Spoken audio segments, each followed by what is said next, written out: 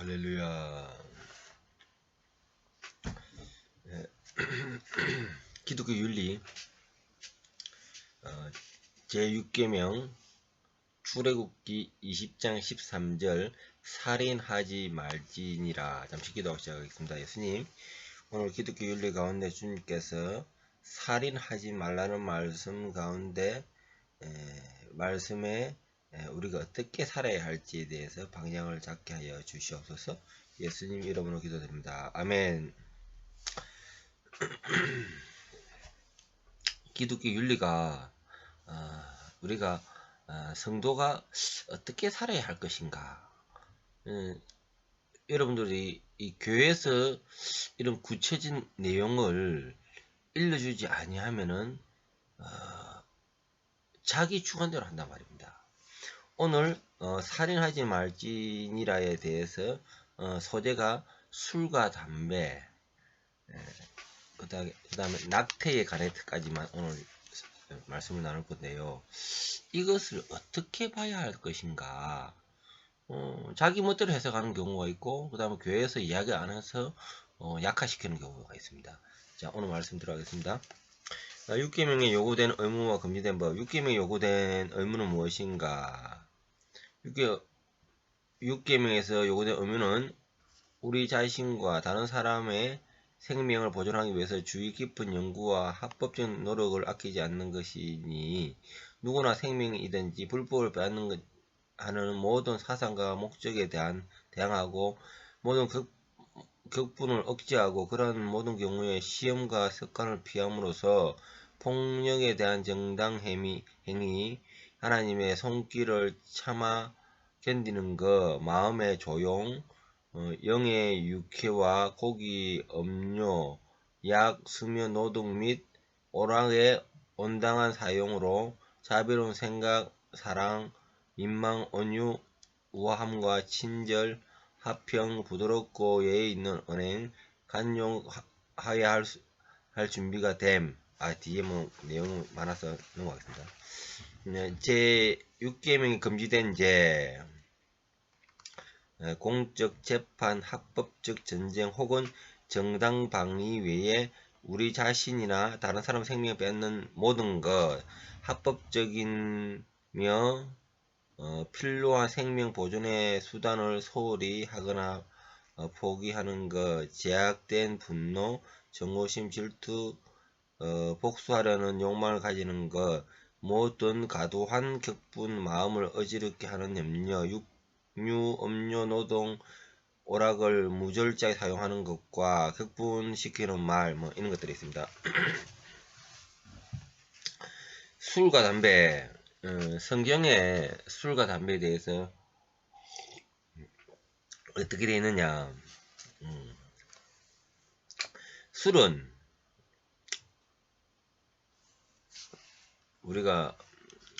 술은 포도주는 이렇게 나오는데 포도주는 좋은 음식으로 나옵니다.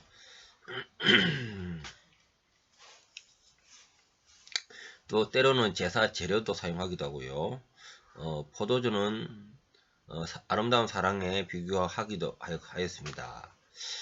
그런데 성경은 포도주가 사람을 취하기도 하고 실수와 방탕과 범죄의 원인이 됨을 말합니다.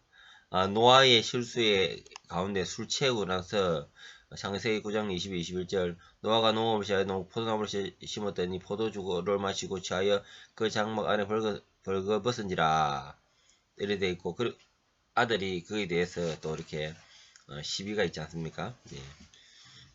예. 그리고 또 롯의 딸 근친 상간의 행위를 위해 포도주를 사용했습니다. 창세기 19장 32절 우리가 우리 아버지에게 술을 마시우고 동침하여 오늘도 술을 사고 폭력, 살인, 자살 등의 원인이 된다. 술을 취하고 나면요 이성을 잃게 하고 그 다음에 자기의 생각하는 뜻대로 잘 안되는 행동을 합니다. 이로 인해서 범죄의 길을 들어서게 되는 거죠.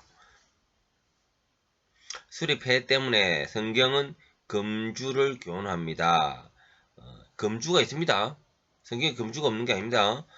잠언 20장 1절 포도주는 그만하는 것이요 독주는 떠들게 하는 것이라. 무릇 이에 미혹되는 자에게는 지혜가 없느니라. 또 술을 많이 마시면요 위궤양, 심근경색, 암, 간, 경화 등의 원인이 된다고 합니다. 또 술 많이 먹으면요 경제가 파탄이 됩니다.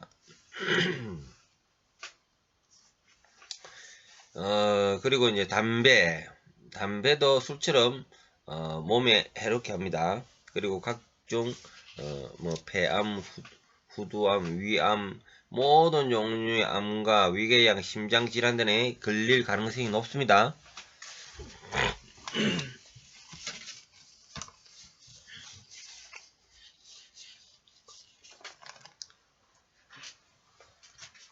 제가 목감기에 걸려가지고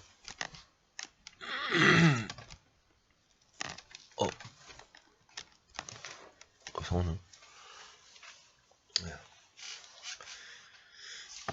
그런데 이 술을 먹고 나서 그러한 것처럼 담배도 이렇게 많이 피우고 나면은요 이게 몸을 해로울 뿐만 아니라 또 주위의 사람들한테도 악영향이 끼친단 말입니다. 담배 연기가 멀리까지 가거든요. 그리고 중요한 거는 자 우리 몸은 하나님의 성전이므로 몸의 건강도 잘 관리돼야 합니다. 고린도전서 6장 19절에 20절 말씀 너희 몸은 너희가 하나님께로부터 받은 바 너희 가운데 계신 성전인 줄을 알지 못하느냐. 너희는 너희 것이 아니라 값으로 산 것이 되었으니 그런즉 너희 몸을 하나님께 영광을 돌려라. 술뿐만 아니라 담배 또한 몸에 해로운 걸 생각할 때 완전 금주와 완전 금연은 오늘날 그리스도인한테 지켜야 할 정통이며 거룩한 생활 방식이다 이렇게 얘기합니다. 예를 들어서 술을 들이킬 때 안에 성령께서 기뻐 안 하시고요. 담배를 들이킬 때 안에 있는 성령께서 기뻐 안 하신다는 겁니다.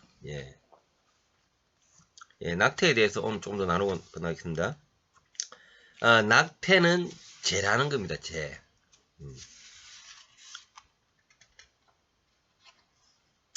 지금도 외국에서도 유럽에서도 많은 낙태를 하고 있고 우리나라에서도 많은 낙태를 하고 있습니다. 전 세계적으로 매년 5,500만 건이 1990년도에 5,500만 건이 이르고 이 중에서 소련이 650만 건이고 미국이 150만 건에 달한다. 이 1990년도고요.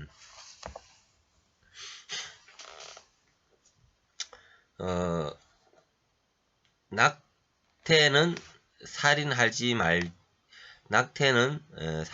말라는 6계명의 범죄에서 살인죄이다.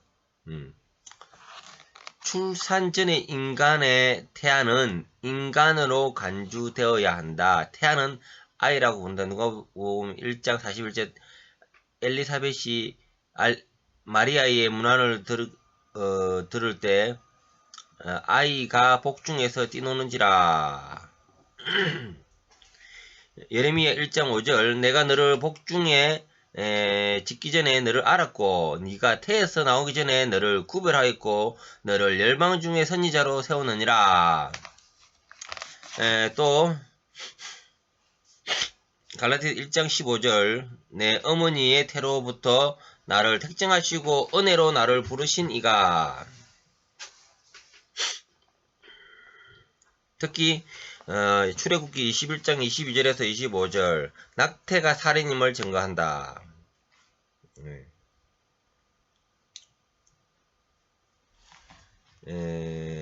서로 싸우다가 아이 벤 아이를 벤 여인을 다쳐 낙태케 하였으나 다른 해가 없었다면 그 남편의 청구대로 반드시 벌금을 받되 재판장의 판결을 쫓아낼 것이다. 뭐 이렇게 죄로 낙태에 대한 부분이 다 죄로 여겼습니다. 의학적으로 인간의 생명이 임신되는 순간 시작되는 것이다. 일반적인 의학의 일반적인 신념이다. 유전학적으로 수정란은 정상적인 인간의 특성을 가진다. 실제로 임시 3주면 벌써 태아의 심장 근육은 움직이고 머리, 팔, 다리가 나타나기 시작하고 40에서 42일이 지나면 뇌파가 감지가 되고 2개월이면 코, 눈, 귀, 발가락이 나타나고 심장이 뛰고 혈액이 흐르고 뼈가 형성되고 모든 육체 기관 등이 존재하고 활동한다. 3개월 지나면 태아는 곁눈질이 주먹을 쥐고 혀를 움직이며 손바닥을 빨 수도 있고 육체적인 고통을 느낄 수 있다. 알려졌습니다. 참 이게 그 밑에 태아는 성경적으로 의학적으로 허용할 수 없는 낙태는 성경적으로 의학적으로 허용할 수 없는 태아 사례의 제약이다. 낙태가요. 그리고 낙태를 불가피한 경우가 있을 수 없다. 즉 말해져서 강간도 낙태가 허용 안 되고요. 근친상간도 낙태가 허용 안 되고요. 어머니가 태아로 인해 생명이 심각한 위험이 있을 때 낙태도 정당화할 수 없다는 겁니다.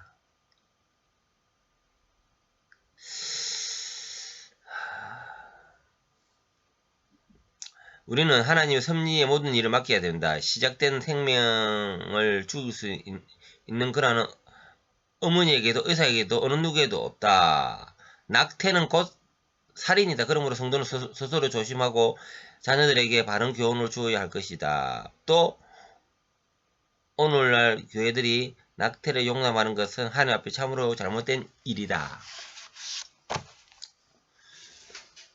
성경은 그렇게 말하고 있습니다.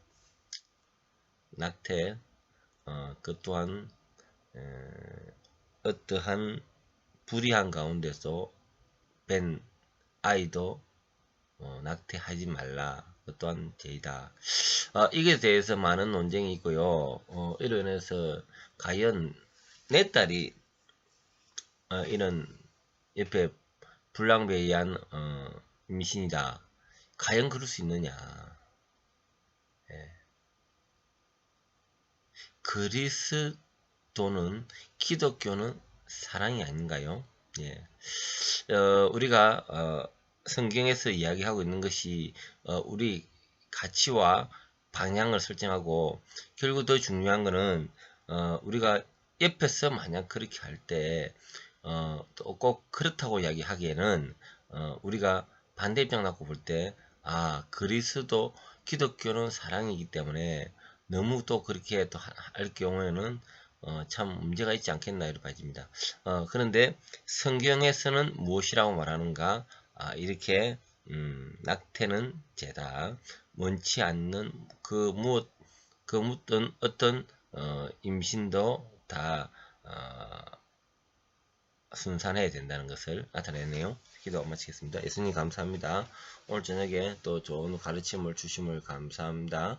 우리가 어떻게 살아야 할 것에 대한 방향점을 주시고 그에 대해서 우리가 마음과 길을 주님께서 인도하여 주시옵소서. 예수님 기도드립니다. 아멘.